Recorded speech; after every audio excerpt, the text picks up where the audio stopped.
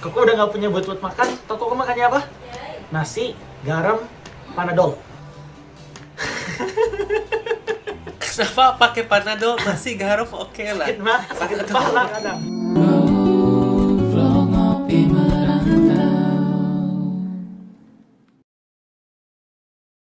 Dari homeless di Australia, ini videonya di atas aku pernah ceritain dulu aku homeless di Australia.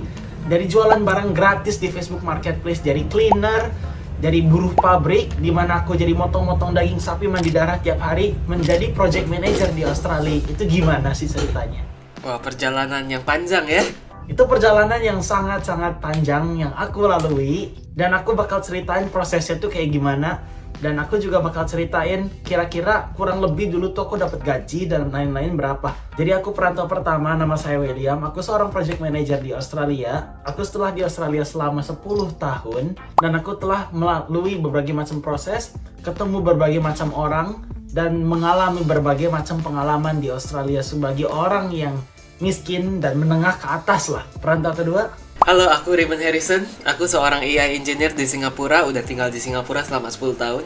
Nanti kita juga bahas ya. Perjalanan aku di Singapura juga nggak se-straightforward itu ya. Tapi hari ini kita mau bahas tentang perjalanan kokok saya, William Harrison.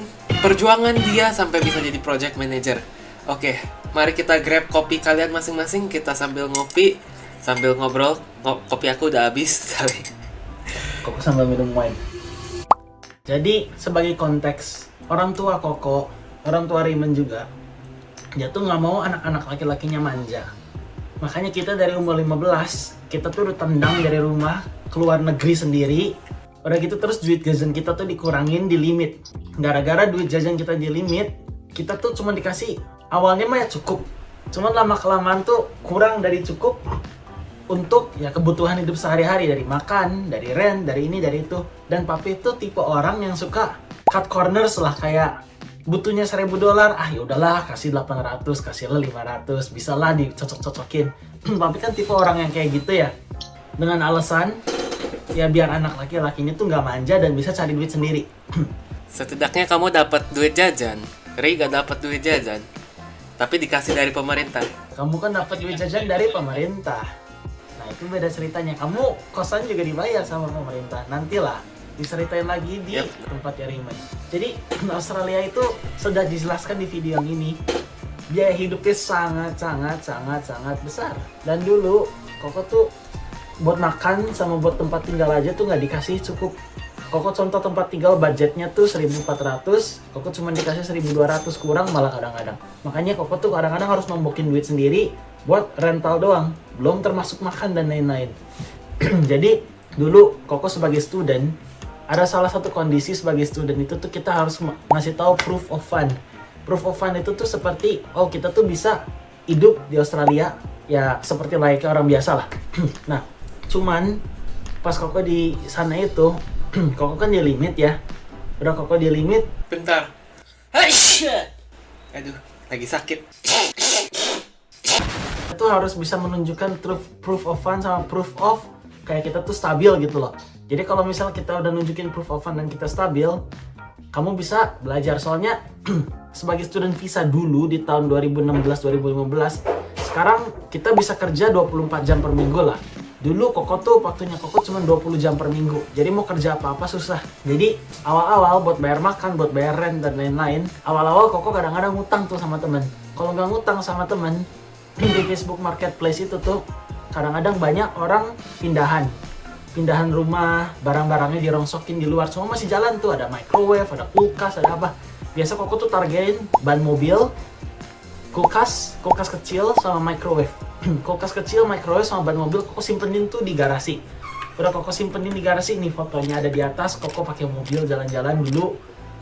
Terus naruh kayak barang-barang bekas di belakang mobil. Koko jalan lagi ke rumah, Koko taruh lagi di storage cage.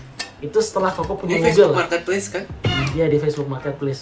Pokoknya Facebook Marketplace itu tuh marketplace di Facebook buat ya jual beli barang di marketplace lokal sendiri. Di Facebook Marketplace itu ada freebies. Freebies itu dimana kayak orang tuh kayak pindah rumah dan lain-lain. Mereka taruh barang-barangnya di luar biar ya you know what they say, when they say one man's trash is another man's gold. Ya itulah gunanya Facebook Marketplace di Australia. Jadi orang-orang banyak tuh ngasih freebies dari sofa, dari microwave, dari kulkas, dari ban mobil, apa yang mau dikasih lah, kita udah nggak perlu. Itu Koko ambilin, Koko taruh di garasi, bukan di garasi, di storage cage. Jadi ada kayak gudang gitu lah di apartemen. Koko ambilin tuh fotonya, Koko post lagi di Facebook Marketplace. Sampai sekarang Facebook Marketplace Koko juga udah kena ban gara-gara jualan barang dikira usaha. Ini fotonya Fadilus Marketplace aku kena ban. Dulu aku taruh tuh di garasi. Yang high ticket item aku tuh microwave, oven, TV, sama kulkas kecil. Microwave kurang lebih bisa dijual sekitar $50. Kulkas kecil juga $50. Oven juga ya kurang lebih $30 sama $50 lah. Terus kulkas kecil bisa $80. Cuman angkatnya yang berat kalau kulkas kecil. Jadi dari barang-barang kecil gitu tuh pernah Koko kumpulin, Koko jualin lagi di Facebook Marketplace. Koko tes bisa jalan atau enggak, Koko bersihin dikit, udah bersihin dikit terus Koko jual lagi di Facebook Marketplace. Itu sehari kurang lebih bisa $50 sampai ya $100 bisa lah kalau nemu barangnya. Kalau nggak nemu barangnya ya nyari lagi. Amat. Ya sebagai student itu oke. Soalnya kita Koko emang benar-benar perlu makan ya, perlu buat bayar kos. Kalau misalnya kamu nemu barangnya bisa $50 sampai $100 lah sehari. Kalau misalnya kamu nggak nemu barangnya ya nggak dapet. Terus dari itu Koko juga pernah nyoba Uber Eats pakai sepeda. That's the first meal done. Dulu pas Koko belum punya mobil.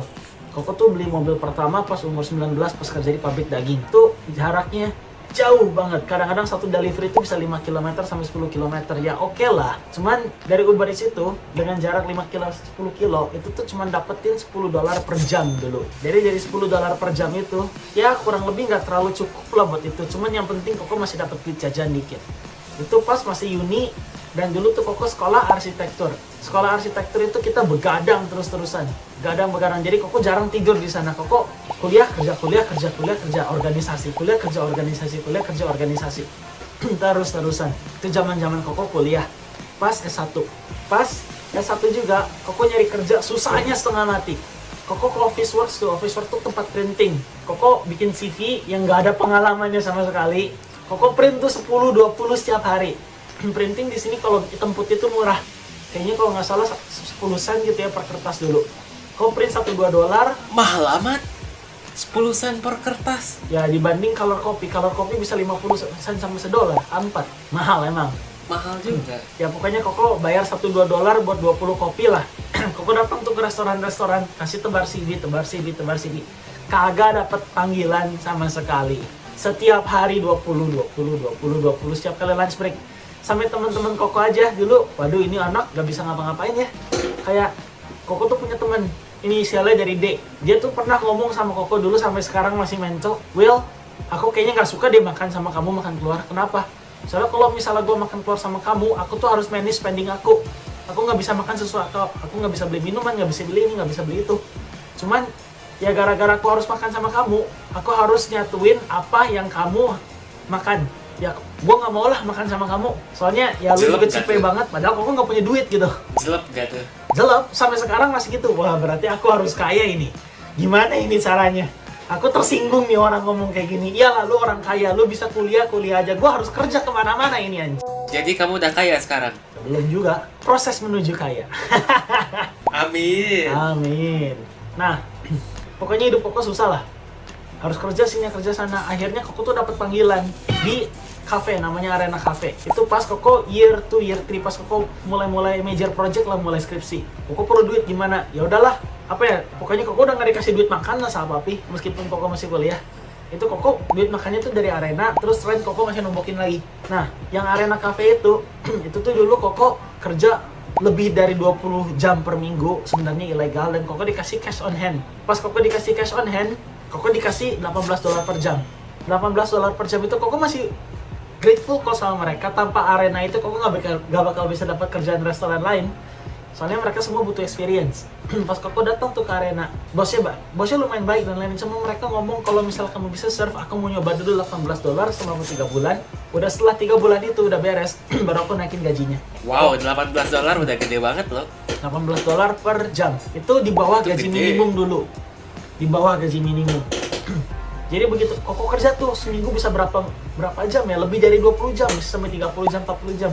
Dikasih amplop seminggu sekali jebret cuma $300. $300 buat makanan juga kadang-kadang nggak cukup tuh. Makanya Kokom harus masih jualan ini, jualan itu. Terus Koko dulu pernah kerja di cleaning service namanya freelance cleaning services. Nih fotonya, aku pernah cleaning service dulu juga. Hey, jangan skip dulu video ini. Percaya nggak kalian kalau aku bisa bikin kartu ini melayang ya? Kalau aku bisa, kalian harus janji subscribe ke channel-channel kami dan tonton video kami yang lainnya ya. Ayo kita lihat. Hey, melayang beneran ini. Sesuai janji.